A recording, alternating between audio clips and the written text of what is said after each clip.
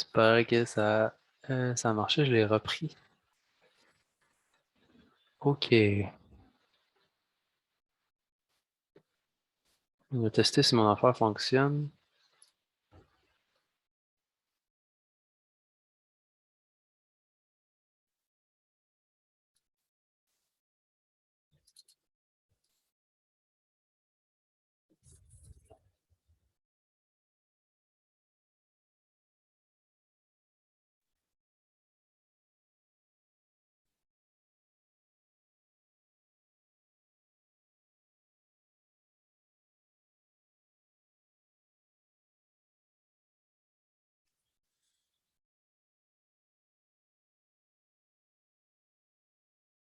Vous voyez bien mon écran?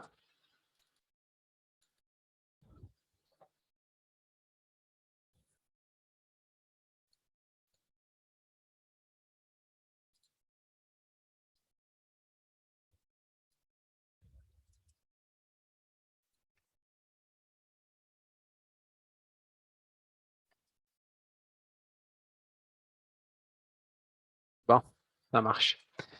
OK, je vais reprendre où j'étais très rapidement. Euh, Stylisation.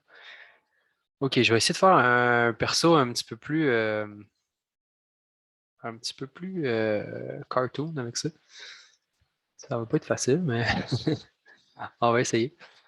Euh, donc, première chose, je vais tone down de beaucoup les détails anatomiques, là. Je sais vraiment pas où je m'en vais, mais on va essayer des choses. Puis, vraiment, ce qui va driver le plus, là, c'est la taille de la tête versus le corps, comme j'ai dit tantôt. Euh, ok, on va y aller full chibi, hein.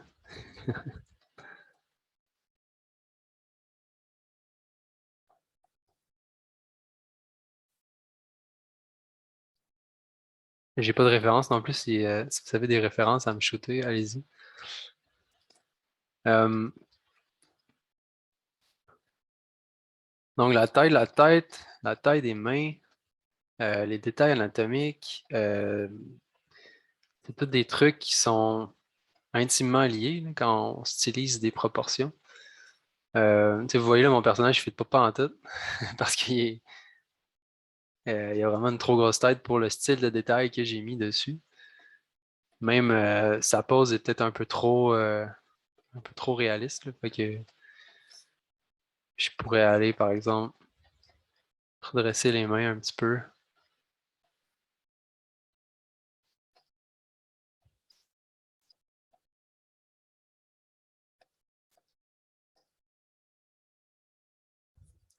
Puis même les grossir. Petit truc, quand vous voulez scaler quelque chose, là, ça va faire ça. C'est normal, c'est parce qu'il fait un scale à partir du centre de votre personnage. Pour fixer ce genre de scale-là, il faut aller dans Transform, puis activer Local Symétrie ici.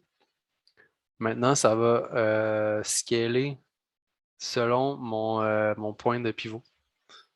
Euh, j'ai appris ça beaucoup trop tard. Je pense que je vous l'ai déjà dit en plus. Mais quand vous voulez faire ce genre de manipulation-là, là, c'est ça qu'il faut faire.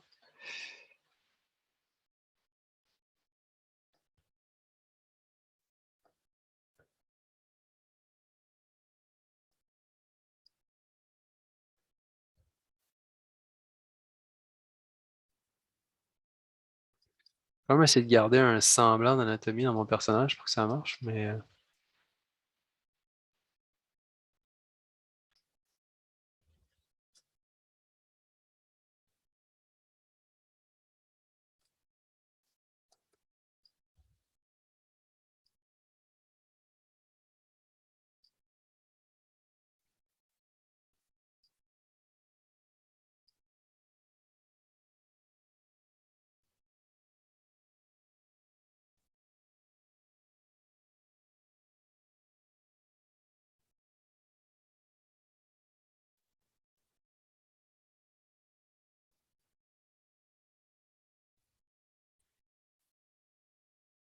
voilà. Aucune idée où je m'en vais avec ça. Mais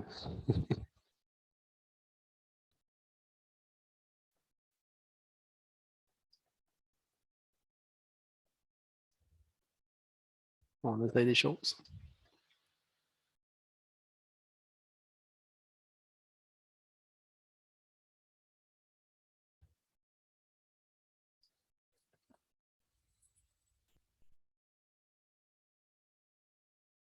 Donc, tout ce que j'utilise depuis tantôt, là, c'est Mauve puis Clay. Clay Tool.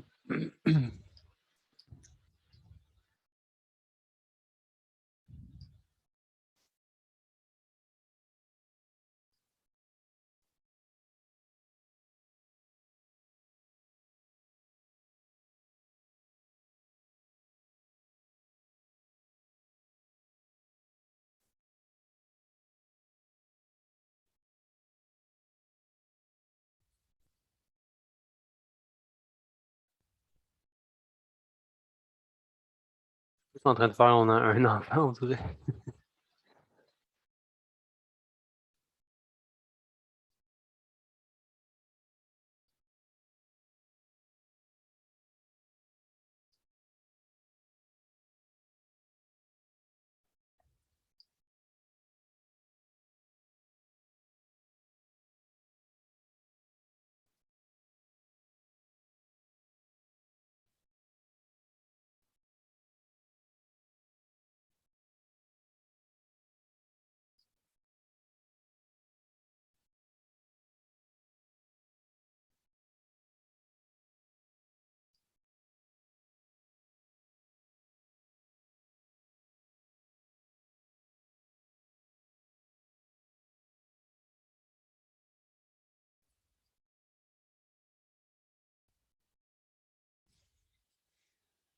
Même avec mon outfit. Ok, je vais réessayer dans l'autre sens maintenant. Euh, dans quoi je suis le plus à l'aise, c'est plus stylisé, mais avec une tangente réaliste, là. Je vais reloader mon truc.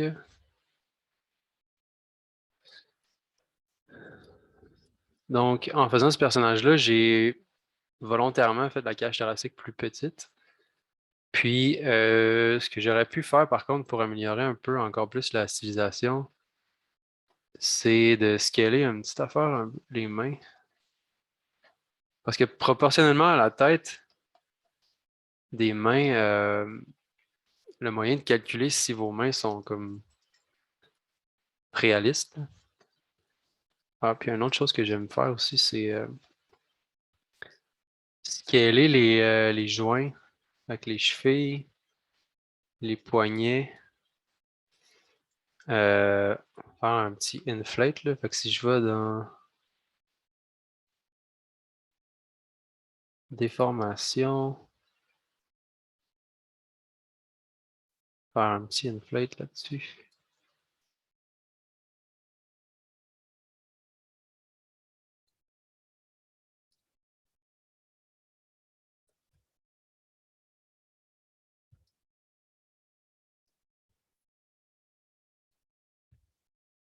C'est bien rare que les gens ont des poignets aussi larges que ça, mais j'aime bien exagérer justement. Là, le pied a l'air un peu tout croche, puis je ne l'ai pas travaillé, mais euh, d'avoir cette courbe-là ici, là, puis d'exagérer la courbe des jambes euh, en épaississant les joints, faire ça comme ça, ben, je le fais volontairement justement pour avoir un look un petit peu plus stylisé. Deuxième chose que je regarde beaucoup aussi dans la silhouette, quand je veux styliser ou exagérer la proportion, c'est l'angle dans lequel les curves sont interreliés. Euh, donc là, on peut voir de côté là, la courbe que ça fait, surtout pour la jambe. Ça fait une espèce de S comme ça, puis un S inversé pour l'arrière et l'avant. Alors, il y a un point qui est le plus large de la cuisse. Là, justement, je ne l'ai pas très bien faite, là, mais cette largeur-là est plus intéressante quand ça donne Donc, le point le plus large arrière, le point le plus large avant vont être décalés comme ça, vont pas être dans ce sens-là. Alors, si je refaisais correctement ce que je veux dire, probablement que ça serait un petit peu plus comme ça. Même chose pour ici. Ça marche un peu mieux, mais avec le mollet en arrière, en avant. Ici, c'est un petit peu plus haut. Ici, c'est un petit peu plus bas. Fait que là, quand la silhouette en avant et en arrière transitionne, mais ça donne une shape un petit peu plus intéressante. Ça, c'est exagéré vraiment beaucoup là, pour, pour styliser justement ma cuisse. Oui, Virginie, les créatures, je pensais pas le prochain cours, mais le cours suivant. Je pensais en faire juste une démo pendant ce cours-là. Comme pas enseigner grand-chose, mais juste faire une démo de créatures. Puis donner des trucs sur comment faire une créature. Je peux le faire plus tôt aussi, si vous voulez, mais j'avais prévu ça pour le cours numéro 13. Sinon, autre chose que je regarde dans la proportion. Bon, ça fait pas mal le tour, je pense. Je vous dirais, le truc, là, c'est souvent ratio de la tête versus la grandeur du personnage. Même chose avec les mains. Puis regarder de beaucoup là, les silhouettes que ça donne. Euh, Après, quand on applique les vêtements sur ça, ben, ça donne vraiment un look plus stylisé. Dans les vêtements, pour styliser un peu plus aussi, euh, regardez la silhouette beaucoup. Pas juste ça, là, mais donner la silhouette que ça. Regardez la silhouette que ça donne et exagérer certaines courbes pour aller faire sortir des angles. Comme vous voyez sur les bottes ici, euh, mes replis, là, je les ai vraiment sortis. Peut-être pas assez, là, mais je les ai exagérés de beaucoup. Comme ça, quand je regarde dans plusieurs angles, là, vous voyez la silhouette que ça donne. Comme ça ici, ben, on les voit qui sortent. Même chose pour les flaps ici, là, que j'aurais probablement pu exagérer encore plus. Dans la silhouette, là, ça donne vraiment des angles intéressants. Fait que de loin, peut-être pas à cette distance-là, mais on les voit quasiment à cette distance-là, vu qu'ils sont vraiment beaucoup sortis. Euh, donc, c'est pas mal ça. Ça fait le tour. Euh, Avez-vous des questions par rapport à ça?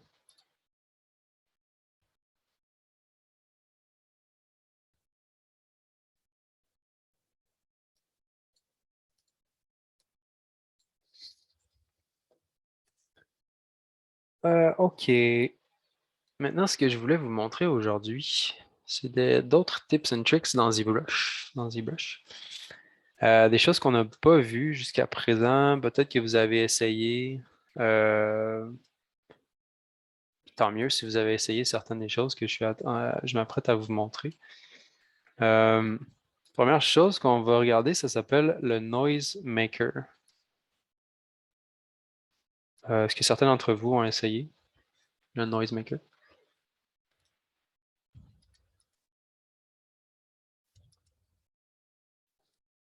Prendre ça pour un nom. Qu'est-ce que le Noise Maker? Alors, c'est un autre menu dans le truc de Tool qu'on utilise depuis le début. C'est dans le petit onglet Surface. On va y aller avec l'armure. Donc, les détails qu'on avait jusqu'à présent dans l'armure étaient quand même assez plats, là. Il n'y avait pas beaucoup de détails de métal. Puis tout ce qu'on avait fait après, c'est en texture. Donc, je vais vous montrer une autre approche qui, maintenant, on peut les faire dans ZBrush, les détails de métal si on veut. Et je vais utiliser le Noise Maker pour faire ça. Donc, quand on clique sur Noise, ça vous emmène une autre fenêtre qui a des contrôles atroces, je vous avertis. Euh, c'est pour ça qu'ils ont mis les boutons là en haut à gauche, Recenter, Frame, Zoom, Move, parce que des fois, on se perd de même. Puis là, on est dans le néant. Donc, on ne sait pas trop les trucs sont où. Euh, ça utilise les mêmes contrôles que ZBrush, mais pour une raison que j'ignore, là, ça nous emmène souvent dans un autre univers. Par défaut, il y a un pattern qui est appliqué sur notre objet qui peut être utilisé pour aller déplacer les vertex, faire une espèce de sculpture automatique. Puis ce pattern-là est contrôlable avec des settings ici. Donc, plus je le mets gros, plus vous allez voir l'espèce d'effet montagneux que ça donne. Le clipping que vous voyez là, c'est parce que j'ai deux épaisseurs. Fait que c'est normal, c'est un bug visuel, c'est pas un bug qui va s'appliquer au mesh. Pour éviter ça, ce que je pourrais faire avant, c'est masquer la partie que je veux appliquer du noisemaker. Donc là, en théorie, ça devrait. Ouais, ça clip encore avec l'arrière. Mais quand je vais l'appliquer pour vrai, ça fonctionne, ça fera pas ça. On va y aller avec un petit noise un petit peu plus calibré. Ensuite, plugin scale, alpha scale, ils sont pas utilisables pour l'instant parce qu'on n'a pas de texture. Tout ce qu'on a, c'est un noise généré avec du code. Il y a moyen de générer des images avec la programmation. Puis c'est ce qui est fait ici. Ça, je pense que c'est un. Bon, je ne pourrais pas vous dire le type de noise qui a été généré ici, là, mais ça a un nom. Probablement gaussien ou quelque chose de même. Donc, ce pattern-là, on ne peut pas vraiment le changer dans ZBrush. C'est le pattern qui existe par défaut. Ce qu'on peut faire, c'est le déplacer en utilisant les contrôles ici. Faire une rotation, mais ça change pas grand-chose. On peut resetter ça. Le scale, on peut venir le faire tiler un peu plus. Comme ça aussi. Par contre, ce noise-là, il est projeté sur l'objet.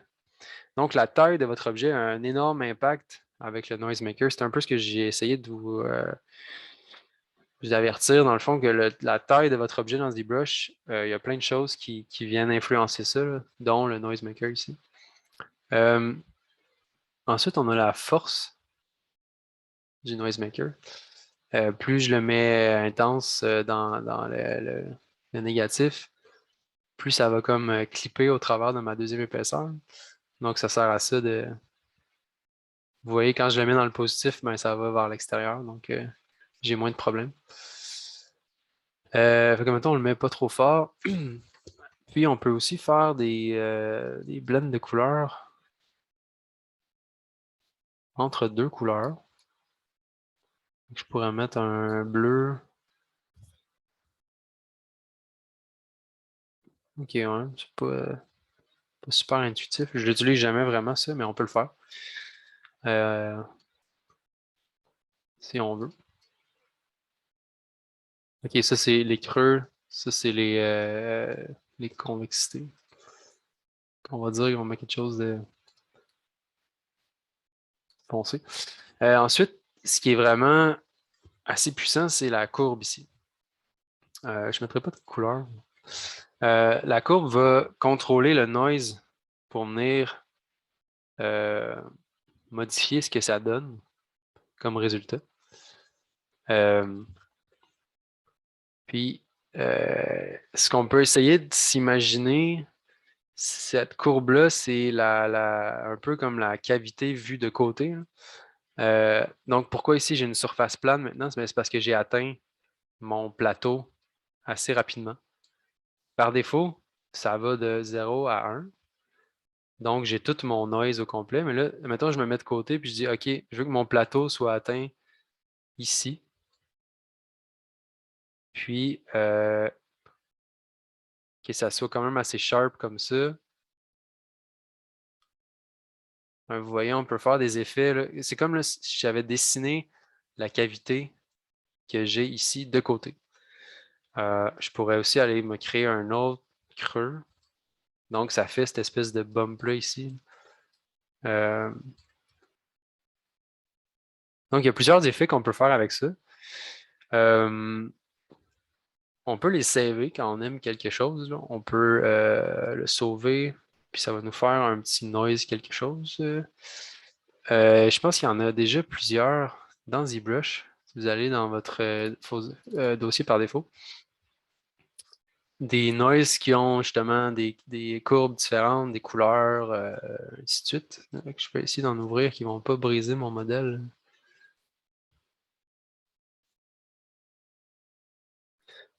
OK, ça, je vais vous le montrer après, là. On va recommencer. Ça, c'est en utilisant purement le noise de ZBrush.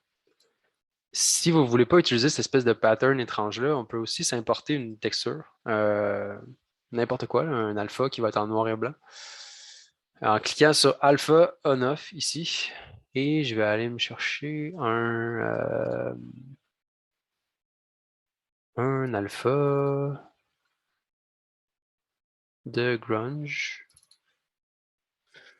OK. Donc, quand on met un alpha, par défaut, il le blend avec le noise de base. Si on ne veut pas le blender, on peut mettre le mix basic noise ici à 0. Donc maintenant, c'est juste ma texture. Par contre, elle est stretchée un petit peu, là, on peut voir pourquoi. C'est parce que ma texture est projetée sur mon objet en 3D. Puis, ça ne donne pas des résultats incroyables. Si j'enlève le masque puis je recommence.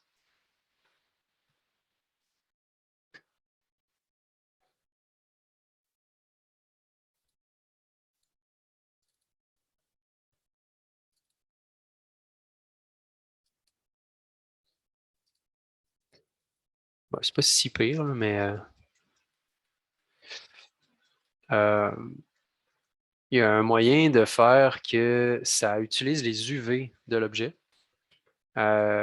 Puis, si on n'a pas d'UV sur notre objet, c'est pas un problème. Dans ZBrush, on peut s'en créer très rapidement.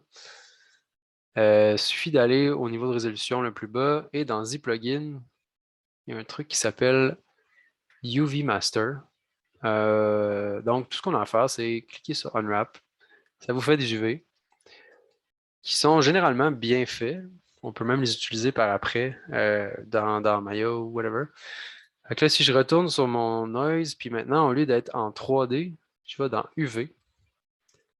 Ben, ça va utiliser les UV de mon objet. Fait qu'il n'y aura plus de stretch bizarre, dépendamment de la taille de l'objet ou tout ça, là. Et maintenant, la taille de mon objet est plus prise en considération. Puis, pour scaler ma texture en question, j'ai le Alpha Scale qui va m'aider à faire ça. On remarquerait que j'ai pas beaucoup de polygones, mais mon image, elle ne change pas vraiment. C'est parce que c'est un preview ce que j'ai en ce moment. Si je l'exporte, il ne va rien se passer. Tout ce que ça va me donner, ben, c'est mon objet normal, là. Fait que mon preview, je peux l'activer et le désactiver. Puis quand je suis satisfait, je peux en dessous, soit Apply to Mesh, donc ça va venir faire un petit displacement sur mes vertex, ou je peux masquer selon la différence. Si je fais Mask by Noise, ben, ça va venir me faire un masque de ma texture qui a été dupliquée sur mes yeux. Sinon, si je fais Apply to Mesh, ben là, vous voyez, ça a fait un petit push, dépendamment de la résolution que j'avais. J'avais pas beaucoup de poly, fait que si je m'en ajoute, je bake mes layers. Oh, crash pas. Oh boy. OK. J'ai plus de poly. On va retourner dans Surface. Apply to Mesh. Donc, c'est un peu mieux. Donc, si on décide de mixer avec le Basic Noise, là, il y a une série d'options qui se rajoutent par la suite. C'est qu'est-ce que l'alpha fait quand je le mixe avec le noise de base. Donc, on peut le mixer, on peut le multiplier, faire une différence entre les deux, minimum, maximum. Puis tout ça reste contrôlable avec la curve ici. Je fais OK, Apply to Mesh. Toujours pas tant de poly. Donc, j'ai ajouté un niveau de subdivision pour avoir un résultat un petit peu plus sharp. Mais ça ressemble à ça. Fait que souvent, le noise maker, je vais m'en servir, par exemple, pour faire du dommage sur les edges. C'est un exemple parmi tant d'autres. Mais par exemple, si j'isole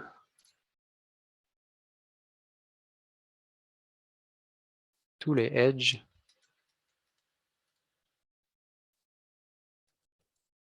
comme ça,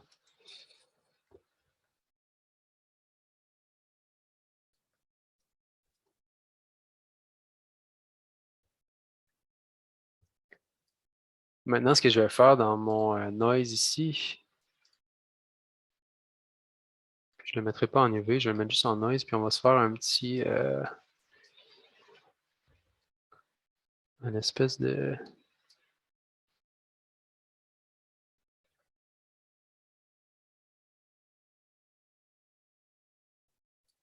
Ouais, ça, on va dire. Puis, ça va être Apply to Mesh. Ouais, j'aurais plus fait ça pour des vêtements, mais si j'inverse, par exemple, comme ça, puis on se fait un Morph Target avant,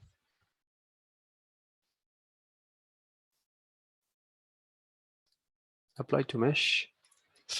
Alors là, ça a fait un espèce de petit dommage un peu partout. Puis avec la brush de Morph, donc BMG, je peux revenir à ce que j'avais avant à certains endroits pour, si on veut, réduire la densité là, des petits dommages.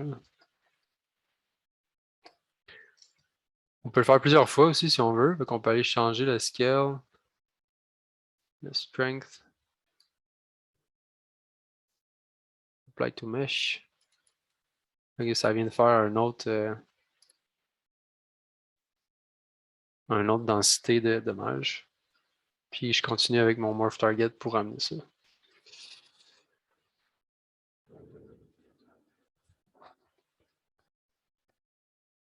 Je peux le faire aussi ici. Hein. Euh,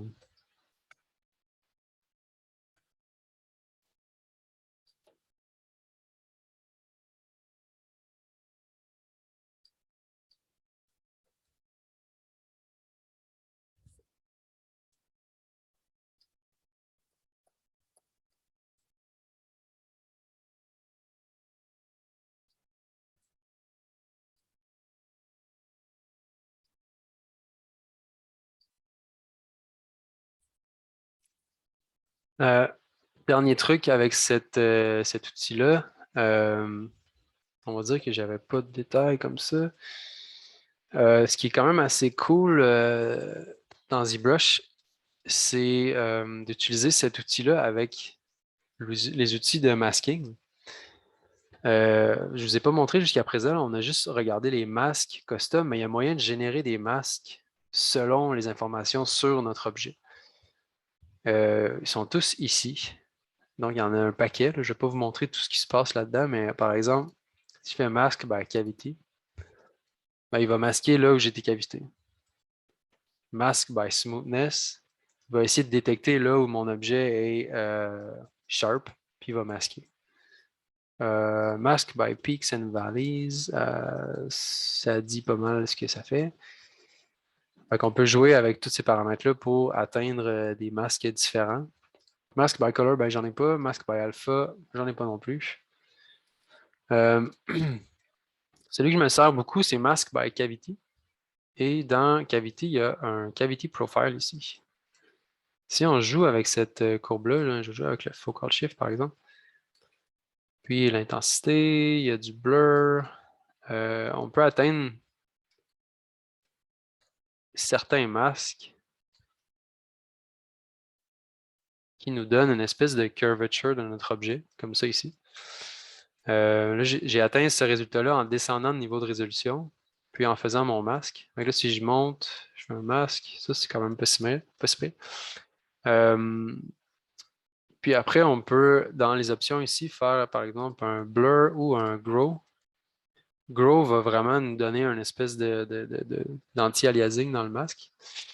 Donc, où est-ce que je m'en vais avec ça? Un coup qu'on a l'information du masque ici, je peux retourner dans Surface, appliquer mon noise. Je vais le mettre comme ça. Apply to mesh. C'était pas vraiment assez fort.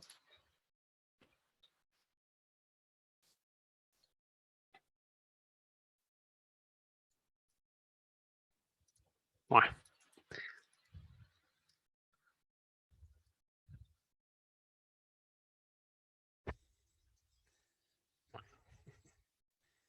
C'est quand même nice, on dirait une armure de crabe ou je sais pas quoi.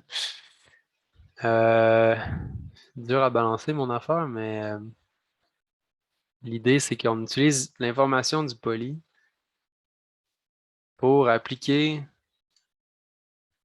le noise juste à certains endroits. Puis là, les endroits où est-ce que c'est appliqué en ce moment, mais ils sont quand même assez logiques parce que j'ai utilisé l'information de cavité de l'objet. Euh,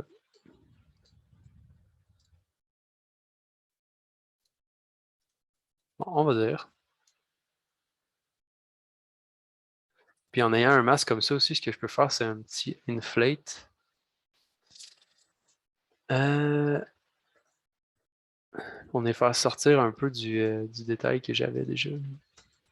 Too much, mais bon. Vous voyez l'idée. Est-ce que vous avez des questions par rapport à ça?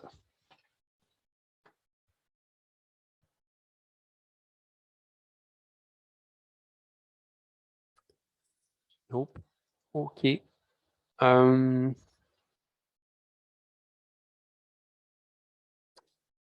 OK. Prochaine chose que je vais vous montrer. Je pense que si vous avez ZBrush 2019 et plus, c'est là. Dans géométrie, je vais supprimer mes niveaux de subdivision juste pour démontrer ce que je m'apprête à faire. Ou en fait, non, je vais le faire dans mon ici. OK. Fait que je vais supprimer les niveaux de subdivision. Puis, ce que je m'apprête à vous montrer, c'est dans Dynamic Subdiv. Alors, c'est ce qu'on a vu jusqu'à présent, là, ce qu'on utilisait, c'était pour donner un preview de la subdivision. Puis ça marchait bien, c'est cool. Euh, un autre truc qu'on peut faire avec le Dynamic Subdiv qui est quand même assez cool, c'est juste ici, il y a un truc qui s'appelle MicroPoly. Puis quand vous utilisez MicroPoly, ça vous donne une librairie d'objets qui vont être placés dans vos polygones. Ça va comme remplacer vos polys par ces objets-là. Et donc, checkez bien ça. Euh, dépendamment de la topologie que j'ai utilisée, ça remplace mes polys, puis ça les weld ensemble, dépendamment de l'orientation de vos edges. Donc là, ça fait un peu un résultat tout croche là, parce que mes edges sont comme alignés. Donc, si on fait align, il va essayer d'orienter les objets qui sont dupliqués le mieux qu'il peut là, pour faire en sorte qu'ils soient tous de la même orientation. Euh, si je désactive le Dynamic Subdiv, je perds ça, mais ça me donne l'opportunité de jouer avec mes polys, avec ZModeler. Euh, parce que là, vous voyez, j'ai comme trop de mesh ici. Fait que si je delete le edge loop ici, celui-là, on va dire,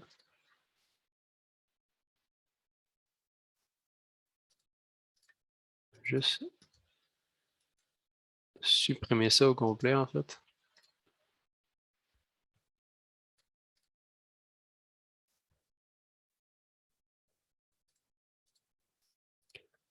Fait que là, vu que mes quads sont un petit peu plus euh, de la même densité, ben, ça me donne un mesh qui est plus dense. Si j'ajoutais un niveau de subdivision, ben là, j'ai plus de poly, fait qu'il me met plus de mèches. Fait que c'est vraiment cool pour aller se faire des détails de tissu ou de plein d'affaires, là. Si vous choisissez quelque chose là-dedans, tu sais, il y en a beaucoup, hein. Vous pouvez vous amuser à trouver quelque chose qui fonctionne bien. Un genre de chainmail, faire même des écailles. Euh, Là, admettons qu'on voulait les écailles dans l'autre sens, on peut faire une rotation, je pense que c'est en Z, comme ça vient faire une rotation de l'objet. Comme ça. Là, mon objet est quand même assez, tu sais, il est modélisé un peu tout croche, là, mais si j'avais des quads qui étaient super clean, de la même densité, ça me donnerait un détail qui est de la même densité partout. Fait que si on prévoit notre objet en fonction de ça, ça peut quand même être cool. J'ai déjà fait de la peau de dragon avec ce genre de détails-là, comme ça ici.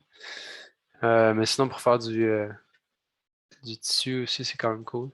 Euh, Si on aime ce résultat-là, on peut l'appliquer, mais sinon, ce qui est quand même intéressant, c'est que c'est en l'ayant en tant que preview, si on utilise les brushes de tissu, donc, mettons, clot, peau, si j'avais plus de poly, mettons, ben, ça va déformer les objets aussi qui sont dupliqués sur mon poly. Puis là, un coup que je suis satisfait de mon objet, ben, je peux faire juste un apply. Et là, mon objet va avoir ces millions de petits objets-là ici. Euh, Fait que si vous bakez ça dans Substance, ben, vous allez avoir quand même des trucs intéressants avec toute la mid occlusion puis tout ça, mais ça va prendre une énorme résolution pour avoir cette quantité de détails-là. Euh, Par contre, si votre ordi est capable de le supporter, là, ce qu'on peut faire après, c'est encore un Dynamic Subdiv. Je sais pas si ça va marcher, ça, par exemple. Enlever le micro-poly. On enlève ça, puis mettre un petit thickness là-dessus. Ouais, ça marche. Apply. Fait que là, mes weaves ont vraiment un poly. Fait qu'en utilisant Move Topological, on pourrait aller comme sortir des weaves à certains endroits pour faire du tissu endommagé. Peut-être pas autant qu'est-ce que je suis en train de faire, mais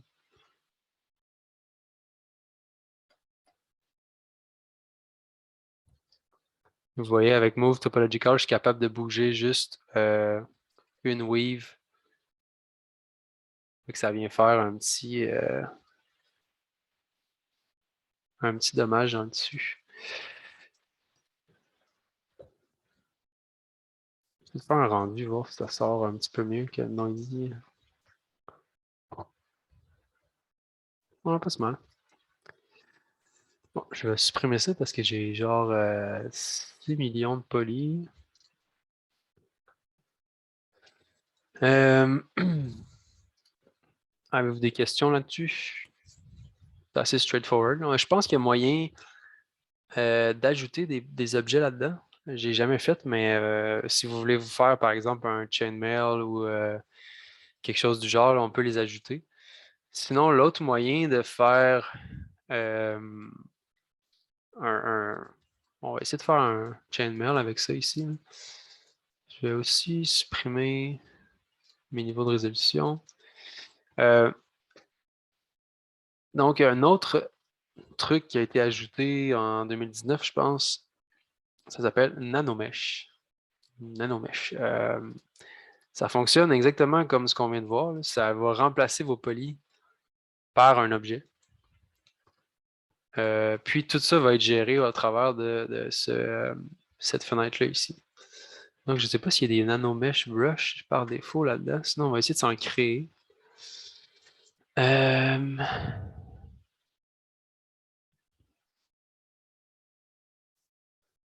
Sinon, peut-être dans Brush, Lightbox.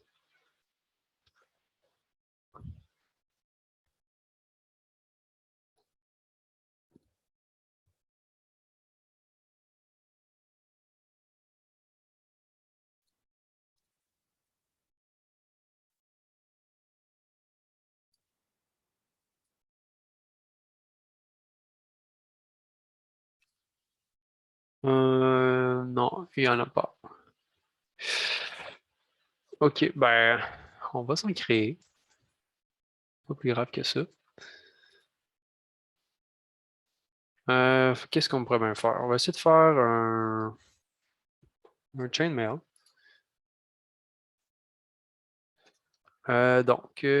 Chainmail, je vais commencer avec juste un nano.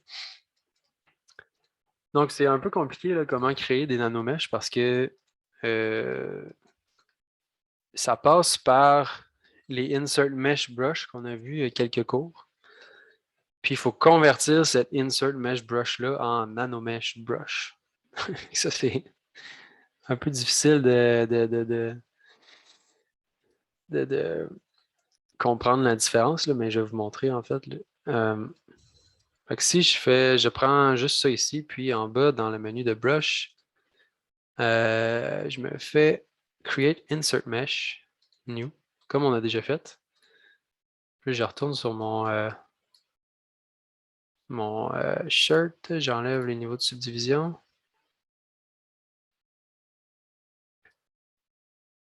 Là, je peux faire mon objet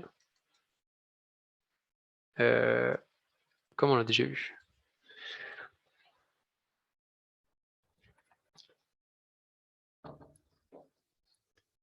Euh, Si maintenant je voulais comme générer cet objet-là sur tous mes polis comme j'ai fait plus tôt, je peux convertir ma brush en nanomesh brush. Donc dans le même menu, quand j'ai ma brush de Insert Mesh sélectionnée, je peux faire Create Nanomesh Brush. Puis ça va vraiment pas faire aucune différence visuellement. Ça va juste rajouter une petite brush ici qui va s'appeler Z-Modeler. OK, là, ça va être un peu compliqué. Donc maintenant, j'ai une brush qui utilise le Z-Modeler pour copier des objets sur mes polygones. Euh, donc là, c'est un peu la même chose qu'un insert mesh, mais maintenant, je peux le faire par polygone.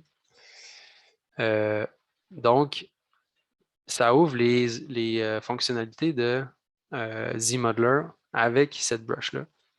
Donc, spacebar, maintenant, je suis dans Insert Nanomesh. Je peux faire All Polygon. Donc, maintenant, chaque poly maintenant va avoir un nano, comme ça ici. Puis quand je fais ça, dans Nanomesh ici, ça m'a donné un nouveau setting qui comprend en fait toutes les rings que j'ai ici. Donc, un coup que c'est fait, un coup que j'ai créé mes nanomeshs, ben, je peux aller modifier leur taille, modifier leur width, rotation aussi dans tous les angles, les faire tiler. Mettons, je les mets comme ça. Les rendre plus randomisés.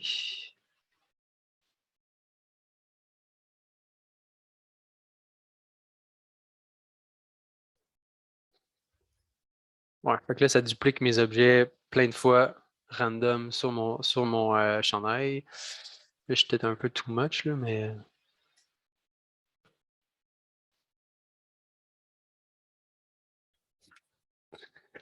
Euh, je sais vraiment pas ce que j'essaie de faire avec ça, mais vous allez voir bientôt. On va dire Random Distribution 5. Puis là, par exemple, si je voulais une petite variation de rotation comme ça, puis rendre cette variation-là random, c'est à droite. Donc, Y rotation variante. Donc, on peut faire randomiser ces rotations-là. Comme ça. Quand la personne qui a fait cette chainmail-là, elle savait pas comment s'y prendre. Fait que ça a donné ça. Ça, c'est une des utilités. Si je veux comme faire juste un détail de surface désordonné, c'est faisable avec ça ici. Je peux faire randomiser mes objets aussi selon un pattern. Ça, je l'utilise pas souvent. Mais je pense que si on... Ok, ouais. Ouais, je suis pas trop sûr de comment ça marche, fait que je vais m'abstenir de jouer avec ça. Il y a des UV on peut jouer avec ça. On peut donner leur couleur aussi. Alignement. Donc, comment est-ce qu'ils vont décider où est-ce que l'objet s'aligne? Je remets tout ça à 0, par exemple. Ça dépend un peu de ces settings-là ici. Par défaut, no alignment, ça va sûrement marcher dans pas mal tous les cas, là, mais on peut changer ces paramètres-là ici. Puis là, on voit aucune différence, je pense, parce que mon objet est rond. Mais ça doit faire une rotation sur mon objet ici. Bon, si je voulais vraiment que ça soit une chainmail, ça me prendrait plus de rings. Donc, ce qu'on peut essayer de faire, soit on le fait directement dans notre subtool quand on crée le nanomesh.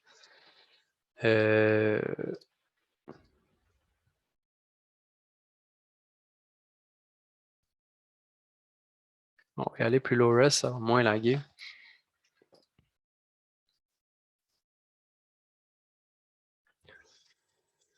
Que je le duplique, on va essayer.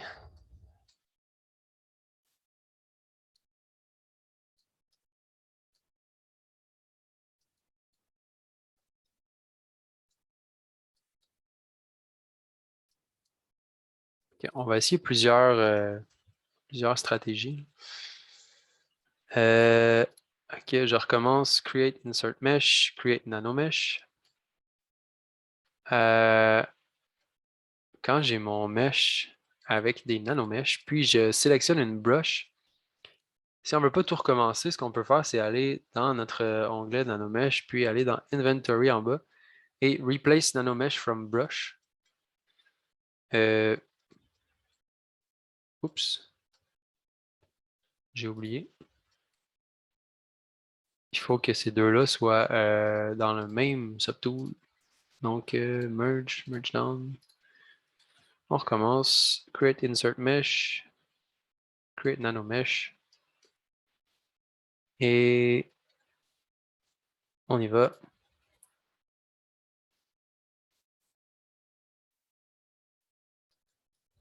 OK. Donc, je pense que je vais devoir me faire mes 4 anneaux pour que ça marche.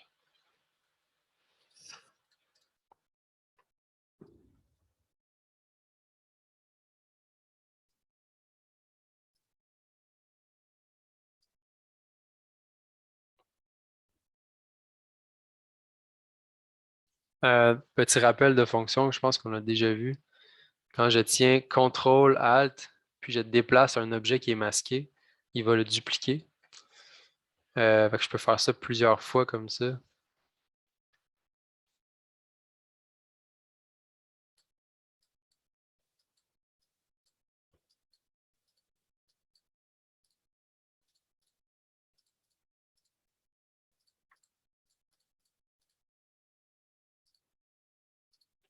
Essayer d'aller les placer en simili chainmail.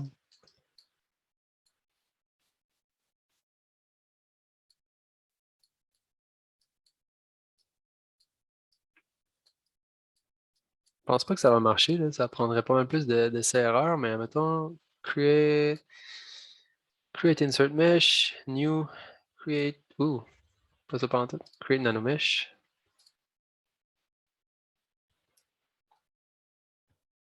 Et ensuite, nanomesh,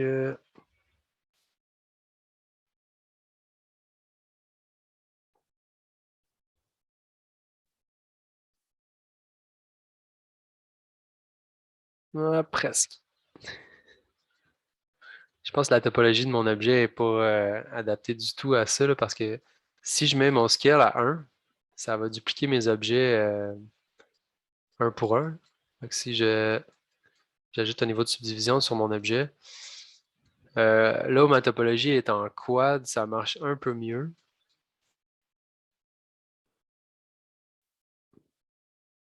Vous voyez, là, mettons, là-dedans, il va y avoir un objet que j'ai créé. Là-dedans aussi. Donc, si je prévoyais bien mes affaires, je pourrais faire en sorte que mes objets qui sont dupliqués tilent entre eux. Donc, les chainmails seraient comme entrelacés, là. Les différentes options ici, c'est que ça va placer mon objet proportionnellement dans le quad ici. Si je fais fit, là, il va scaler mon objet pour rentrer exactement dans le carré. Si je fais fill, même chose.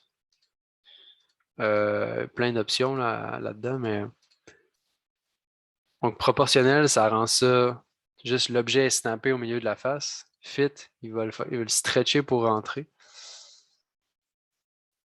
Donc pour des détails de tissu, ça c'est très bien là, parce qu'on sait que ça va rentrer directement dans le carré. Ce que je pourrais essayer de faire, on va retourner à celle-là ici. On peut avoir plusieurs nanomèches sur un même objet. Donc, quand je fais copy ici, paste,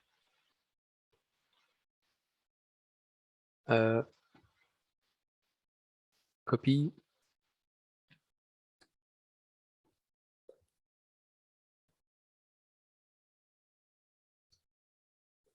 ok, je pense qu'il faut que j'en...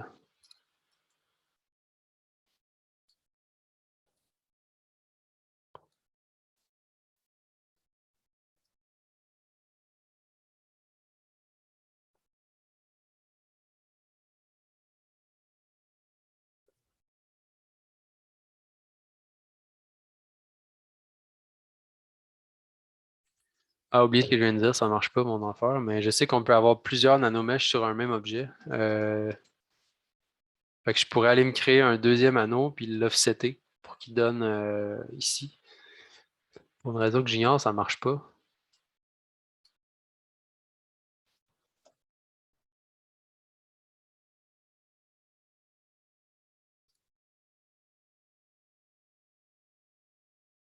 Ouais, non, ça marche pas. Ça a déjà marché. Bref, pas grave. Euh, il y a beaucoup de tutoriaux sur les nanomèches là, pour aller comprendre un peu plus comment ça marche. Euh, une utilité que je trouve quand même intéressante, qui est possible de faire avec ça, c'est par exemple si on se crée un plane, puis ce plane-là, si par exemple il y avait juste une face, ce que je pourrais faire, mettons que je m'étais fait une espèce de pouch que je voulais créer, mettons, au centre du monde ici. Puis je voulais aller la placer par après sur mon personnage. On peut mettre un nanomesh de cette pouch-là sur le plane, puis ensuite aller la placer. Euh, il y a moyen de faire ça automatiquement. Je ne sais pas quel objet choisir pour faire ça. Ok, on va prendre la sword, admettons. Puis je vais redonner des pens. Ou je les ai supprimés? Bon, c'est No Pants Day, on va dire. Ok, fait que là, mettons, j'ai ma sword ici.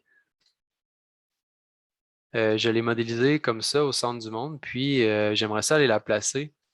Par contre, je ne veux pas nécessairement dupliquer tout mon objet.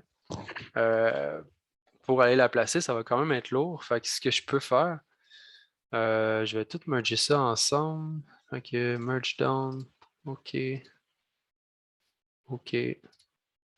OK. Et en haut, dans macro, dans le menu ici, macro, macro, je peux faire, où je le trouve, c'est Create Instance Subtool. C'est ici. Oui, ça c'est bon, blablabla. On dit oui. Ce que ça fait, ça m'a créé une copie. Et cette copie-là, maintenant, je peux la déplacer. Je vais la mettre ailleurs pour qu'on voit vraiment qu'est-ce qui se passe, là. Quand on ouvre le menu de Nanomesh, ben, ce que ça a fait automatiquement, c'est que ça m'a créé un plane, ça a assigné mon objet en Nanomesh sur ce plane-là. Alors, maintenant, ce que je fais, c'est que je déplace un plane et non mon objet. Je vais vous montrer l'utilité de cette chose-là ici. Là. Fait que si je veux placer mon épée comme ça, ben, ce que j'ai fait, en fait, c'est que j'ai placé un plane. Fait que là, on pourrait faire la même chose qu'on a fait jusqu'au début. Là, je préfère placer des épées random sur sur mon plane. Euh, dans des rotations. Pas du tout pour ça que je vais m'en servir, mais on peut le faire. Euh, Par contre, ce qui est intéressant, c'est que maintenant, je vais éditer mon épée maintenant. Je peux faire Edit Mesh. Puis il va me faire une espèce de split screen pour voir ce que je fais. Donc, il me replace mon épée où elle était au moment où j'ai créé mon instance. Donc là, si je la modifie, ben, ça modifie live sur mon personnage, mais placé.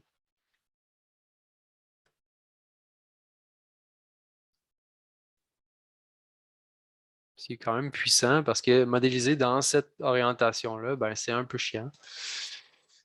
Euh, Dans ZBrush 2022, ben, ils ont fait quelque chose qui était plus puissant que ça encore. Ils ont fait des states de placement d'objets. Donc, je peux modéliser mon objet comme ça, puis lui dire quand tu es placé, va à telle position, puis là, on peut snapper entre un et l'autre. Mais si vous n'avez pas 2022, cette solution-là est quand même pratique. Donc, tant qu'on clique sur Edit Mesh, ça nous ramène ici. Puis là, on peut faire des modifications comme ça, là.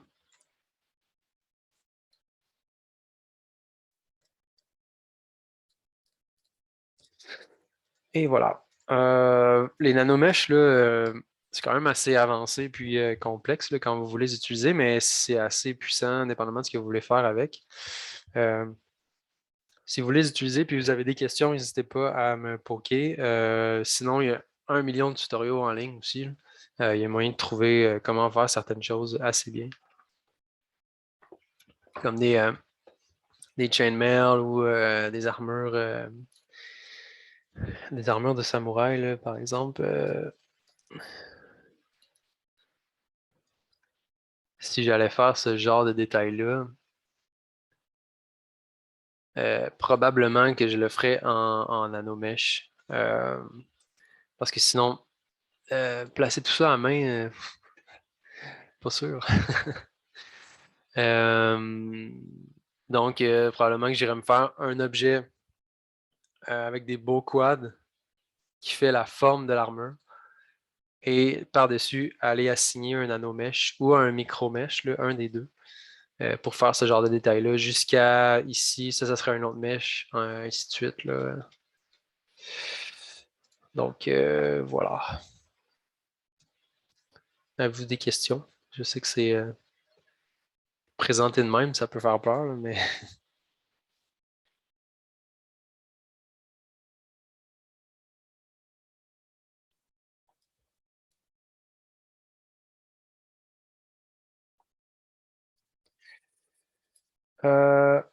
OK. Sinon, pour le reste,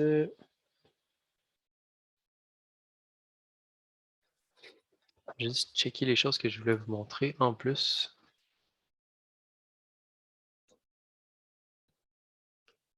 Euh,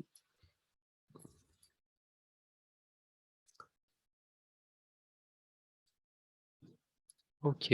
Ben, je pense que ça peut quasiment faire le tour pour aujourd'hui. Est-ce qu'il y a des choses que vous vouliez voir par rapport à ce que j'ai montré ou d'autres trucs? J'ai encore des choses à vous montrer dans ZBrush dans les prochains cours, là. Par exemple, le fiber mesh ou comment faire des brushes ou tout ça, je vais vous les montrer dans les prochains cours. Mais sinon, on peut prendre un petit temps aujourd'hui pour regarder vos TP3, là. Si j'ai des sites pour acheter ou avoir des detail maps gratuites, euh, il y a des sites qui existaient dans le temps, texture.com, admettons. Faudrait que je les retrouve. J'ai comme mes textures que je traîne avec moi depuis des années, mais sinon, des textures que des gens font dans Substance aussi qu'on peut télécharger gratuitement, là. Dans le Substance Share, il y a quand même pas mal de stock. Euh, juste une petite seconde, je vais revenir.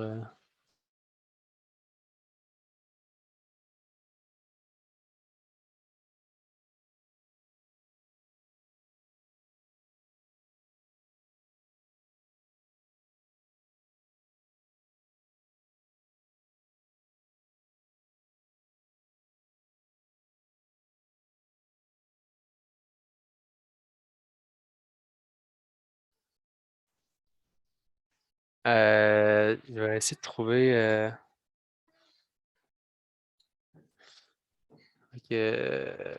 Texture.com. Donc, je pense que là-dessus, il y a moyen d'en avoir gratuitement, là, certaines textures. Je m'en suis déjà servi. Sinon, j'ai déjà montré le Surface Mimic pour des textures scannées. Vous en avez quelques-unes gratuites quand vous faites des accounts. Fait que vous va faire 5-6 accounts puis en downloader une dizaine. Sinon, Megascan. Quoi que ça, le Megascan. Dans Unreal, il y a la librairie de Megascan gratuite, je pense, qui vient avec. Donc, ce que je vous ai montré tantôt, là, les textures de Megascan, c'est ça, mais fois 1000. Si on va dans Surface, puis par exemple, je veux, je sais pas moi, du métal, puis on va dans Scratched Paint Iron. On peut télécharger cette surface-là. Probablement que c'est une texture qui taille. Il y a sûrement une diffuse normalement, et tout ça. Euh, dans Painter aussi, je pense qu'il y a une librairie de textures Tilable que vous pouvez extraire en tout temps.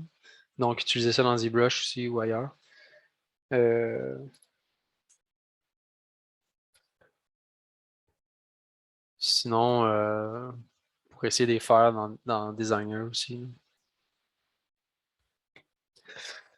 Euh, je pense que si on va dans texture, ouais, c'est ça, il y en a un paquet ici. Je pense quand on fait right-click, export resource, euh, je pense que je peux exporter ça desktop. Ça m'a exporté. Qu'est-ce que ça m'a exporté?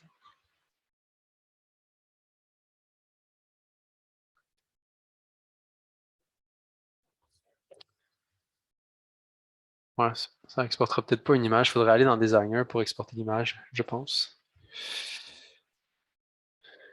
Avez-vous d'autres questions?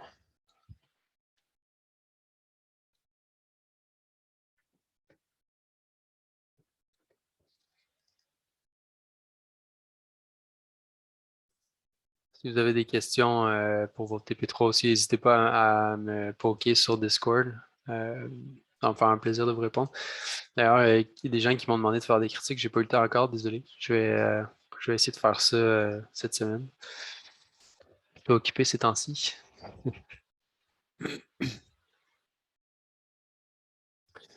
Si vous n'avez pas plus de questions, je vais vous laisser le reste du cours pour travailler sur vos choses ou profiter de la journée, as you wish.